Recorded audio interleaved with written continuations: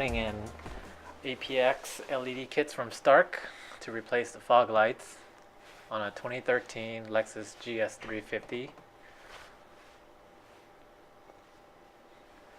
This is the kit I'm going to be using. It's the Stark APX series.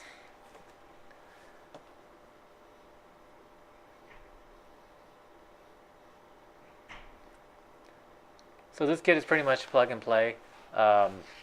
Everything's all built into the unit. As you can see, there's no separate driver, so it's truly a plug and play kit.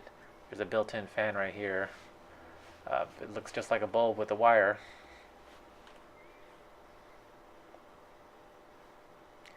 So first you probably want to jack up your car just so you have a little more clearance when working with fog lights. They're usually low, so you want to get as much room as possible. Another trick is to turn the wheel so you have a little bit more space when you have to get into the fender lining. And to remove the fender lining, every car is going to be different, but for this one there's going to be 2 clips on the side and 3 screws on the bottom.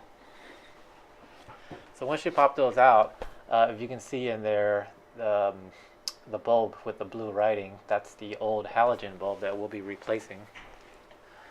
So if you reach your hand in there and turn it counterclockwise and pull straight out, it should come out like this. And there's a little button right here. You want to press it down to release the bulb and pull the bulb straight out. So a little side-by-side comparison. The halogen bulb is a little bit shorter, and then if you pay attention to the O-ring around, it's a little bit longer and larger on the LED one. So when you're installing these, you want to give it a little bit of force to make sure that seal properly seals around the housing. So here's the old plug, and here's the new plug. There's a little nub at the end. So once you plug these in, you'll hear or feel a click. Sometimes you won't, but just give it a good, give it a little good tug to see if it's loose or not. Turn on the headlights and test to see if you have light. If you don't, then you might have it backwards, and just go back and reverse it. And to reinstall is just basically everything in reverse.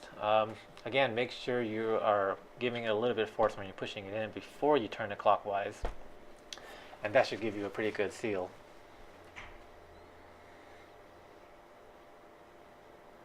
And this is what it looks like once it's all in.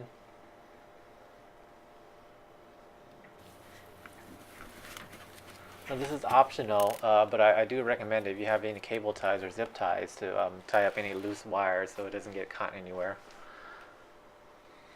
And this is what it looks like, all buttoned up.